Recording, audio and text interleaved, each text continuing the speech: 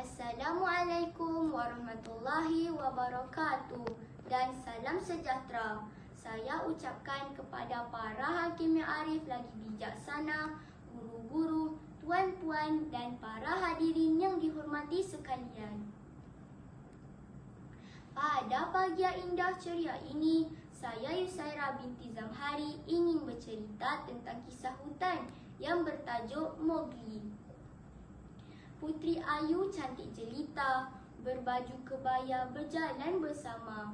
Kisah Mowgli tajuk cerita, wahai kawan-kawanku marilah dengar bersama. Pada zaman dahulu, di pedalaman negara India ada seekor harimau tua yang tempang kakinya dan paling dibenci oleh binatang-binatang yang hidup aman di dalam sebuah kawasan hutan. Harimau ini bernama Sherihan. Pada suatu malam, ketika dia menghendap-hendap mencari makanan, dia ternampak sebuah kemah pemotong kayu. Di dalam kemah itu, pemotong kayu suami isteri dan anak mereka yang masih kecil sedang tidur dengan nyenyak sekali. Di sisi kemah itu, unggun api menyala dengan maraknya. Kerana terlalu gembira menemui mangsanya itu, Sherihan terus menerkam. Malamnya, dia terpijak bara unggun api yang ada di sisi kemah itu. Dia pun melolong dan menjerit kesakitan. "Aduh, sakitnya!" Sehingga menggemparkan satu keluarga serigala yang tinggal di dalam gua batu yang tidak jauh dari situ.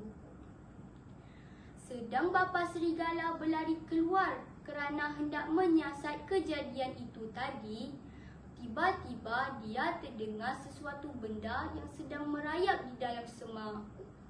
Apabila bapa serigala bersedia untuk menerkam, dia ternampak seorang anak manusia sedang merangkak ke arahnya dengan berani. Budak itu adalah anak pemotong kayu yang tertinggal di dalam kemah ketika ibu dan bapanya melarikan diri apabila terdengar lolongan Sherihan tadi. Bapa serigala menggonggong budak kecil itu dan membawanya ke dalam gua.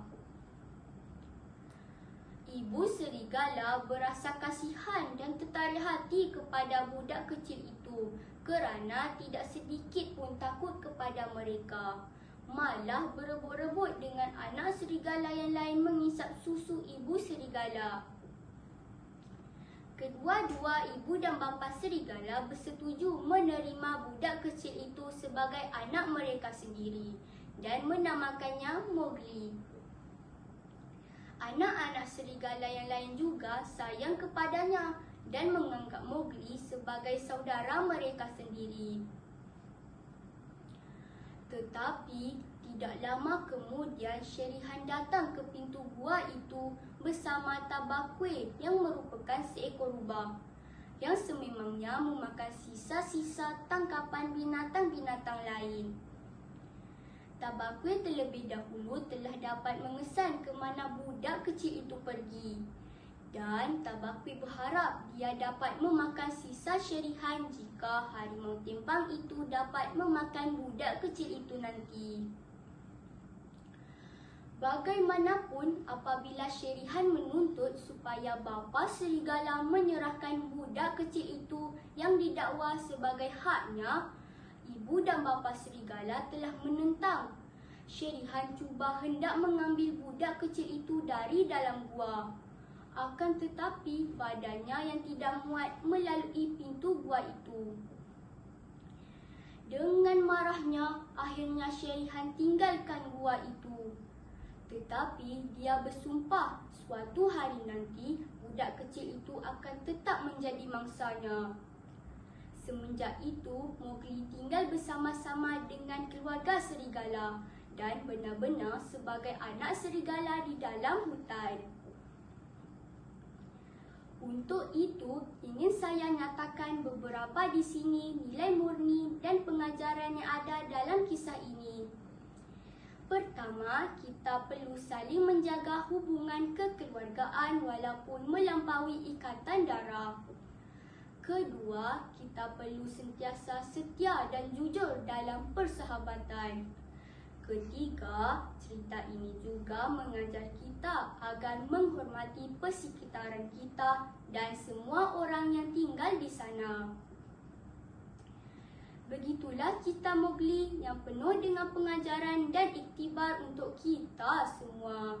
Semoga para hadirin dapat mengambil pengajaran dan iktibar dari cerita itu tadi. Madah diungkap, santun bicara, pantun dilantun, tersentuh hati. Salah dan silap tutur bicara, pohon diampun, setulus hati. Bunga mawar di atas para, anak dara memasang pelita. Kalau tersilap tutur bicara, jemari disusun, maaf dipinta. Sekian, wabillahi taufiq wal hidayah. Wassalamualaikum warahmatullahi wabarakatuh.